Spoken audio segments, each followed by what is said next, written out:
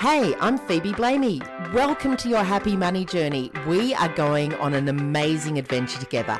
I'm going to take you on a happy money journey, which means that you're going to start changing the way that you look at your money and therefore the way you look at life. Because I truly believe that when we get our financial stuff together, it's really easy to get the rest of our stuff together. Now, I know there's a whole lot of anxiety and stress around money, and I know it because I've been in financial services for over 27 years, 17 of those with my own award-winning financial services business. I'm the best-selling author of The Happy Money Journey because I wanted to show you how you could be part of the journey.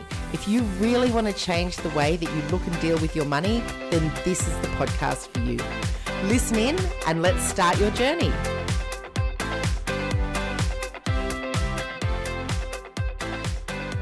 Okay, I don't want to frighten you, but I am over 40 and I want to share with you some money mistakes that we as women over 40 need to avoid. Whether you're just beginning to think seriously about retirement or you're well on your way, this episode is here to help you identify some pitfalls and get started on what we are doing to ensure our beautiful financial future. So let's start with just neglecting it, ignoring it, keeping our head in the sand. The first major mistake that we make when we're over 40 is to actually not do anything about our retirement planning. It's so easy to get caught up in daily life, to be reliant on other people to make our financial decisions, and to really just not think of the consequences of not doing anything about our retirement. So if you've got super, or if you're in the UK, you've got your pension fund, or if you're in America, you've got your 401k, whatever it is, now is the time, ladies, to start looking at that as soon as possible. Compound interest, so earning interest on the investment, works really well, but it works best over a really long period. So the sooner you start paying attention to this, the better. There's a whole lot of tax breaks. In any country, there's a whole lot of tax breaks that go with retirement planning. So find out about employee matching or salary sacrifice or whatever you can do to get your free money. Making sure that you can diversify your investments within your retirement savings is really, really good idea, and understanding what that diversification means as well. So that basically to us means having some money in cash, having some money in shares, having some money in property. Different investments go well at different times. There's also a huge breakdown of that. We're not going to cover that in this particular podcast, but we can talk about diversification later. We will definitely talk about diversification later. How about that? So it's never too late to start, but the earlier you start, the better your financial future could potentially be.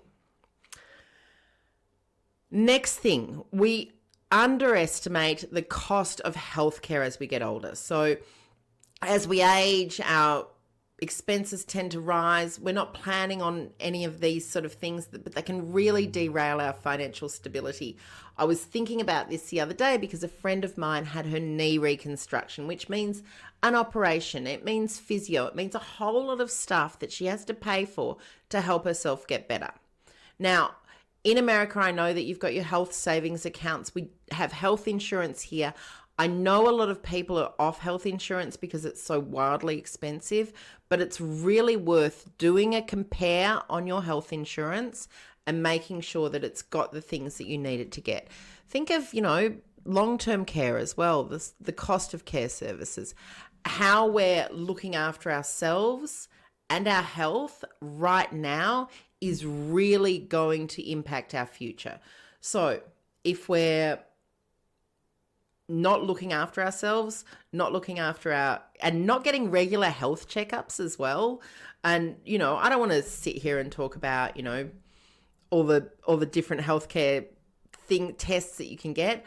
But if you're over 45, there's a few healthcare tests like breast screening and bowel screening and all of those things that you need to be making sure you're getting those regular checkups now, because we don't want any big surprises.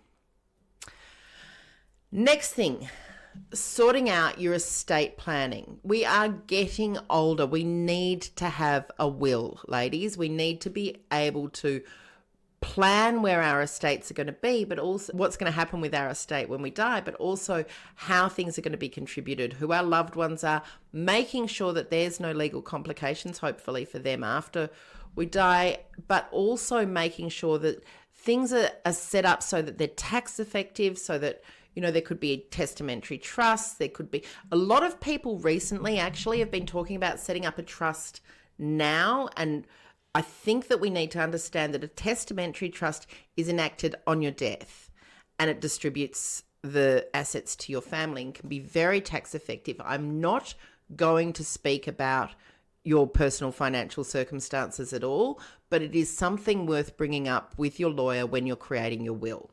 Trusts themselves can be operating day to day. So quite different. You can operate your business through a trust. You can operate investment property purchases through a trust. You can operate all sorts of things through trusts, investment trusts, family trusts, unit trusts. All of those trusts have beneficiaries, and making sure that all of your superannuation, your retirement accounts, any other financial accounts have designated beneficiaries where they need to. These also need to be reviewed and updated regularly, because if they're not, again, things might not happen according to your wishes or potentially the need that you see in your children. Knowing what your financial goals are for your future is a really big one. So how do you want to retire? What do you want to do? Do you want to be traveling? Do you want to be in the one place? Do you want to downsize your home? Is it possible between now and 40, and this is really possible, that it won't be just retirement you'll be facing, but it could also be death of a spouse or divorce. So ensure that you know what your money is doing, where your money is, that you've got a sufficient amount for today, you're considering the future, and that you know what your actual plan is for retirement. Next one, and this is a huge one for me, own your home.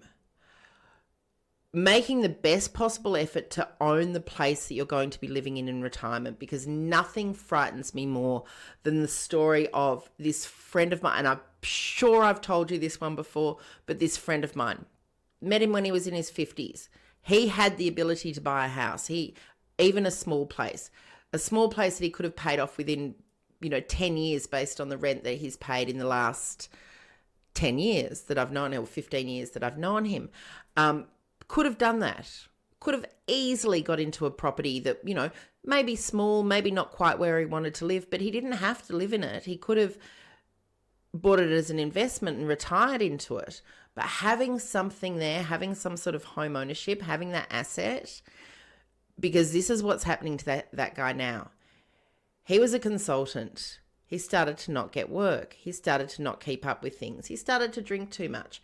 He started to then get into first a fairly decent rental property, to a slightly smaller rental property, to a slightly smaller further out rental property, to now living in a shared male accommodation in a suburb that is nowhere near his friends, because that was all he could afford, where he really isn't thriving, is not thriving at all.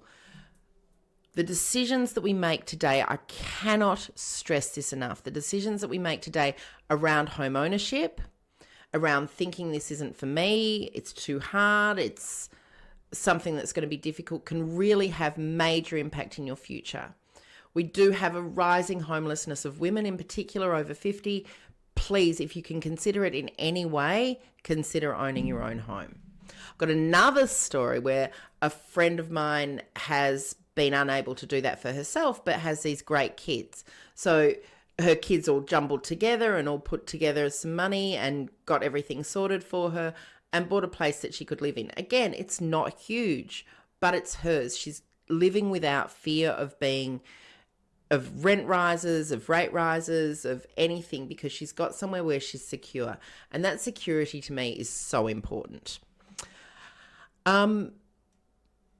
Next thing is making sure that we are on top of our debts. Now, we all have debts. We've got high interest debts that are credit cards. We've got low interest debts. We've got mortgages. We've got all sorts of debts. Some of you don't.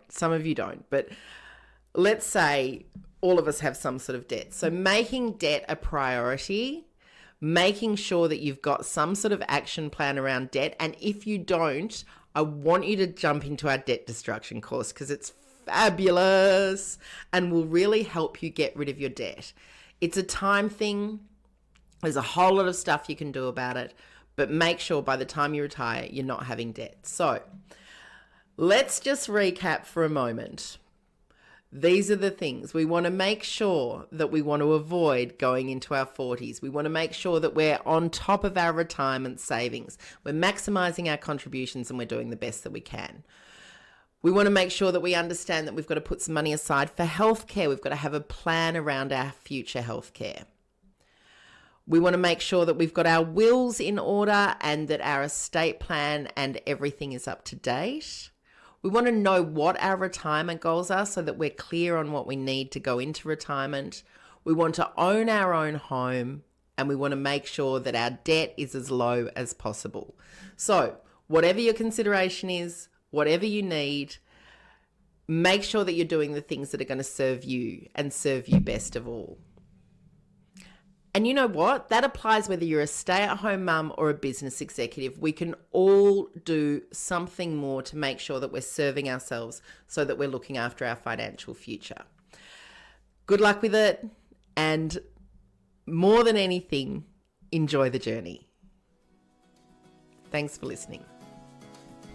Thank you for listening to our podcast. My name is Hannah and I am the producer of this podcast along with Joshua Dean Graham. I would like to acknowledge the traditional owners and custodians of the land on which we live and work and pay our respects to the ancestors and elders past, present and emerging. We are grateful and honoured to live on this land and pay homage to the traditions of storytelling, communities and the connection to land. Thank you for listening to our podcast. Disclaimer. Just a reminder that the advice that's contained in this podcast is general in nature. It doesn't take into account your individual needs and circumstances, and we recommend considering the appropriateness of any advice to your individual circumstances and needs. We always recommend seeking the advice of an expert before making any financial decisions.